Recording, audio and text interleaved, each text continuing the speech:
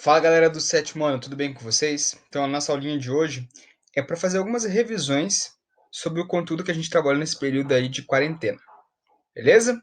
Vamos lá revisar esse conteúdo então? Mas antes da gente falar da revisão propriamente dita, a gente vai falar um pouquinho de como vai funcionar essas duas próximas semanas. Então, essa semana agora que vocês estão vendo o vídeo, a gente vai fazer algumas revisões de conteúdo, ou seja, vocês vão fazer mapas conceituais, vão reler o conteúdo, rever videoaulas, tá? Próxima semana a gente vai fazer algumas atividades avaliativas. Daí vem a pergunta: atividade avaliativa, professor, prova? Mais ou menos. Na verdade, vão ser mais para trabalhinhos, tá? Então, trabalhinhos e como se fosse uma lista de exercícios, só que de todo o conteúdo que a gente viu nesse período aí de quarentena. Qual que é o objetivo, galera? O objetivo nada mais é do que a gente não deixar acumular conteúdo e ter uma maneira de avaliar o que vocês aprenderam e o que vocês vão aprender nesse período aí de quarentena, tá?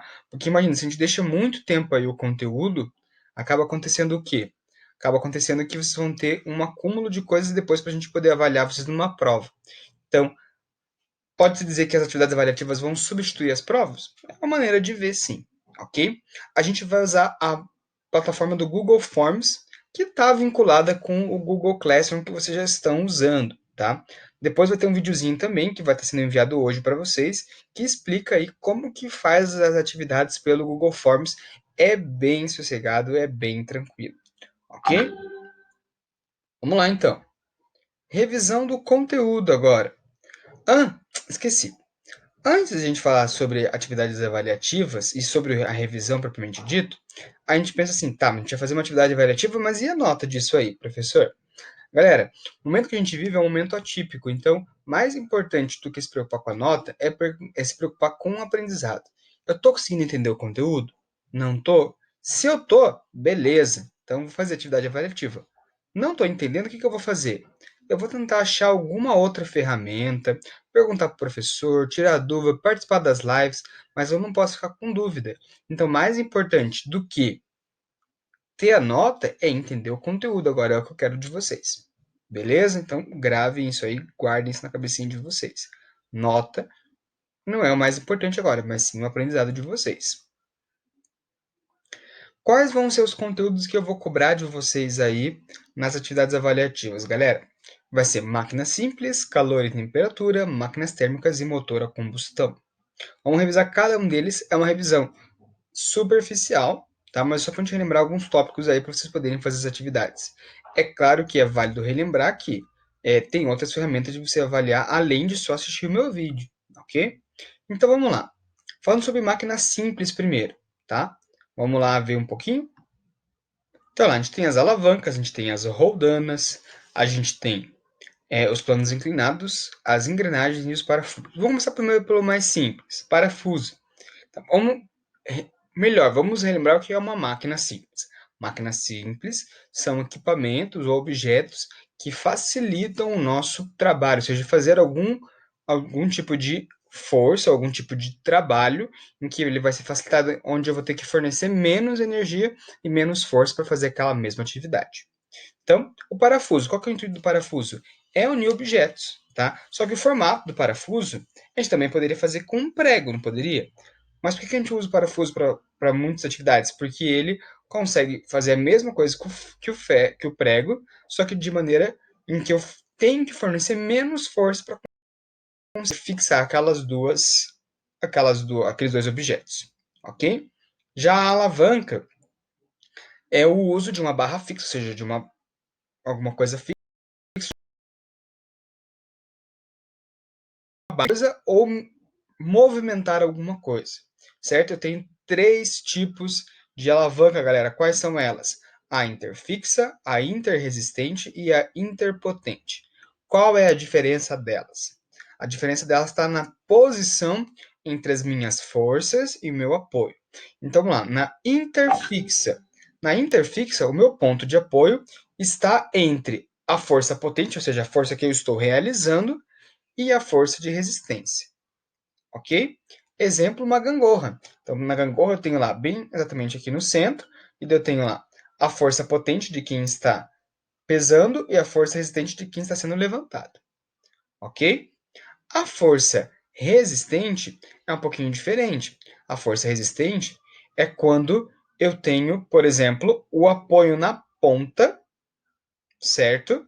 E eu tenho a força potente e logo em seguida a força resistente, ok? Em outras palavras, a gente pode dizer que na força interresistente, a força resistente ela está entre o apoio e a potência, ou seja, tá? Exemplo, um abridor de lata. Vamos pensar no seguinte: aonde que é o meu ponto de apoio no abridor de lata? É onde eu coloco o abridor de lata na garrafa. Qual que é a minha resistência? É a própria tampinha. Onde que é a minha força potente? É na pontinha ali onde eu vou fazer a força. Então, nesse caso, a força resistente ela está entre, tá? A potência, certo? A força potente e a força de apoio, ponto de apoio. Tranquilo, galera? Olha lá.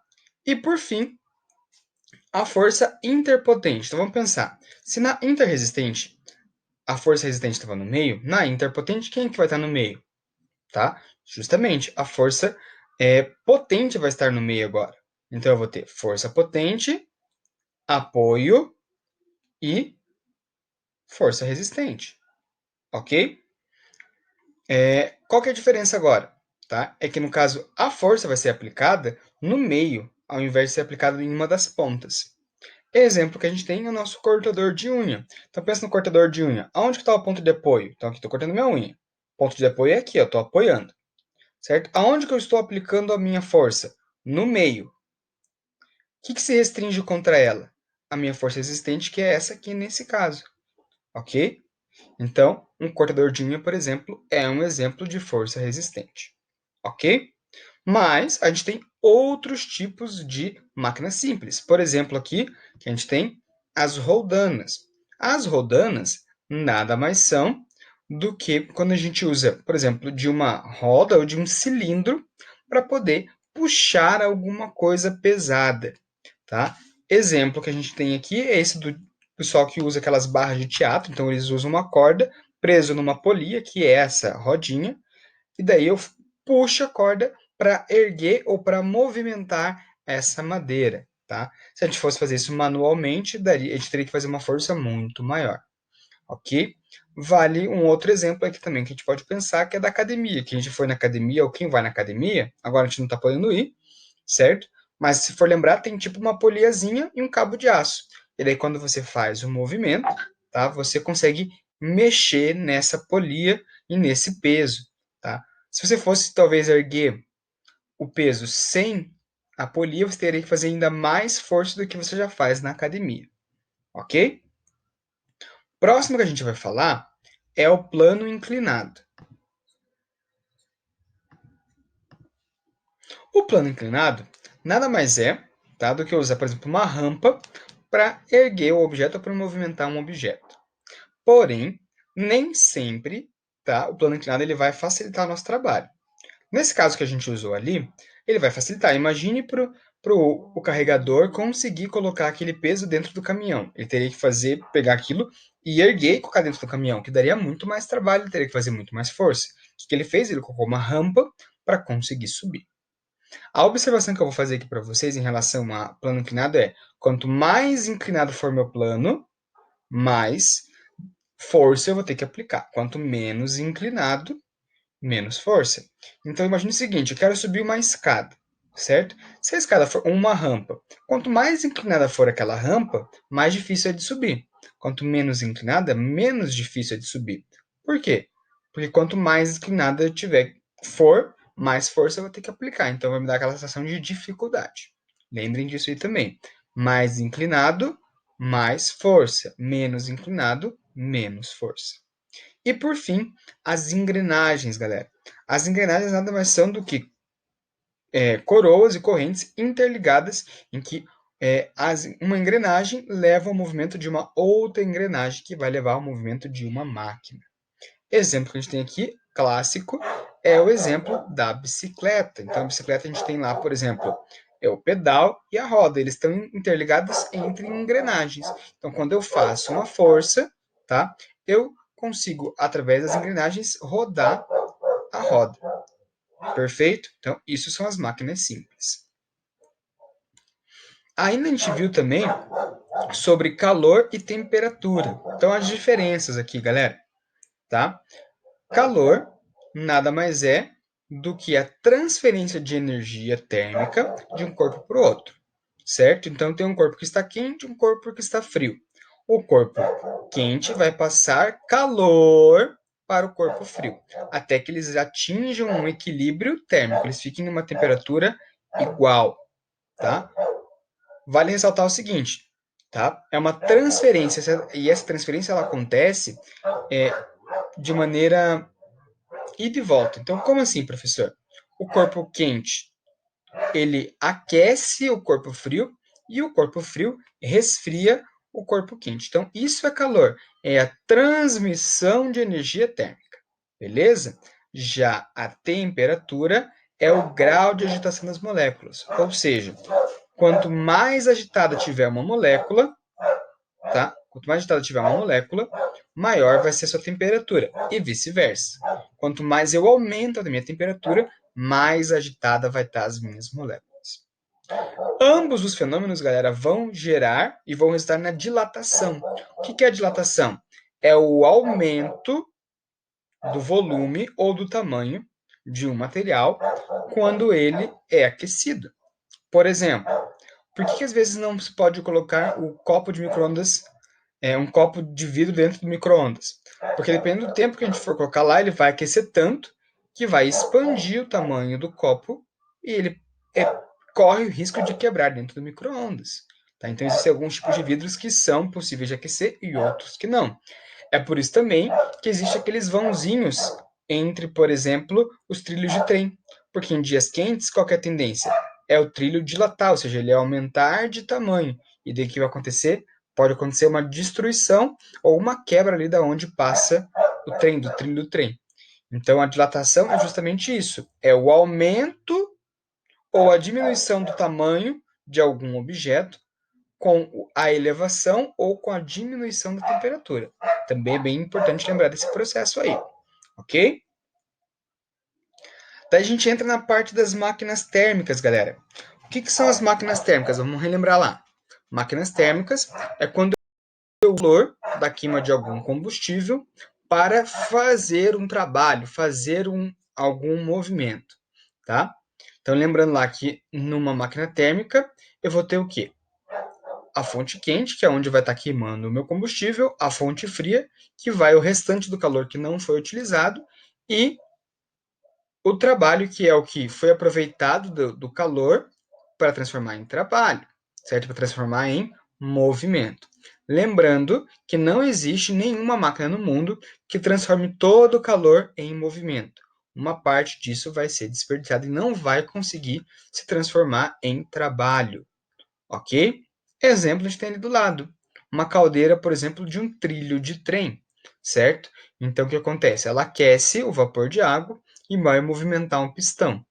Esse pistão vai dar início a um movimento da roda lá do trem, certo? Então, isso é uma máquina térmica. Por quê? Ele usou da queima lá do carvão ou de algum combustível para fazer um movimento. Isso é uma máquina térmica, ok? E por fim, o nosso motor a combustão. Tá? O nosso motor a combustão a gente vai usar como exemplo o nosso motor de carro. Ele é dividido em 4 etapas, que é admissão, compressão, combustão e escape. Na admissão, vai entrar um gás dentro ali, vai aumentar o volume do cilindro, certo? Na compressão, o cilindro vai diminuir o espaço que tem, então vai comprimir o gás, por isso o nome compressão. Na combustão, esse gás que está ali dentro, tá? Do combustível, ou até mesmo o próprio combustível, vai sofrer uma faísca e vai explodir. Quando ele explode, ele vai fazer isso aqui, ó. Ele se movimenta. Então, ele estava comprimido e ele se expande novamente, ok? E por fim, o gás que foi formado depois dessa combustão, ele é jogado para fora. Por quê? Porque há uma compressão novamente e o gás é jogado para fora. Por isso o nome escape. O gás escapa do cilindro, tá? Observem que durante todo esse movimento, o que acontece com o cilindro? Ele vai e volta, vai e volta, vai e volta, vai e volta. Isso vai gerar o movimento do nosso motor a combustão. Aonde que ele é muito usado? Nos carros de hoje em dia, nos carros que usam de combustíveis fósseis. Então é lá, admissão, entrou gás ou entrou combustível. Compressão, ele é comprimido. Combustão, solta faísca, ele explode, aumenta o volume. E o escape, ele diminui e vai para fora o gás. Ok, galera? Então, isso é um resumo. É claro, aqui é bem superficial, só para a gente relembrar alguns tópicos importantes, mas vale ressaltar que nada vai substituir de fazer um bom resumo, de olhar a apostila, de rever os vídeos novamente, caso gere alguma dúvida ou caso você não lembre totalmente dos tópicos, ok? Daí vem a pergunta, professor, como que a gente vai revisar esse conteúdo, tá? Bem simples, galera. Revendo os vídeos é uma maneira. Talvez não seja melhor porque tem uma série de vídeos, isso pode levar um pouquinho de tempo, mas é uma opção válida sim, é rever os vídeos. Fazer resumos e mapas conceituais a partir aí do material que está na apostila, ou dos vídeos, ou até mesmo dessa aula que vocês estão vendo agora, tá? Vai estar liberado para vocês o AVA para vocês responderem algumas questões, então é uma maneira também de vocês revisarem o conteúdo. Tem lá 4 questõezinhas, 8 questõezinhas, respondam lá as questões, veja se vocês acham a resposta de cabeça. Se não souber de cabeça, faz, procura no caderno ou procura na apostila, ok? As lives, quando tiver as lives, também usem para tirar as dúvidas. E por fim, tirar as dúvidas. Como assim tirar as dúvidas? Estou fazendo a revisão, li um conteúdo, mas não entendi ele. O que eu faço? Na hora, eu já mando uma mensagem no Classroom para mim, falo, professor, não entendi tal coisa desse tal conteúdo. Eu vou achar alguma maneira de poder explicar esse conteúdo para você, seja pelo áudio pelo Instagram, seja por um videozinho rápido lá no Classroom, mas de alguma maneira a gente vai achar para tentar tirar essa dúvida de vocês. O que não pode acontecer é vocês ficarem com a dúvida no conteúdo, porque senão ele pode virar uma bola de neve muito maior depois. Beleza, galera? Estudem, lembrem, tá, dos conteúdos, revisem, façam mapas conceituais, façam resumos, revejam as videoaulas, revejam essa aula aí que eu passei para vocês, tá resumidinho, leiam a apostila, tá? Estudar é extremamente importante, se organizar também é extremamente importante. Lembrando que a gente está de quarentena, então evitem sair de casa, só saiam se realmente necessário, galera. Se cuidem e até uma próxima. Falou!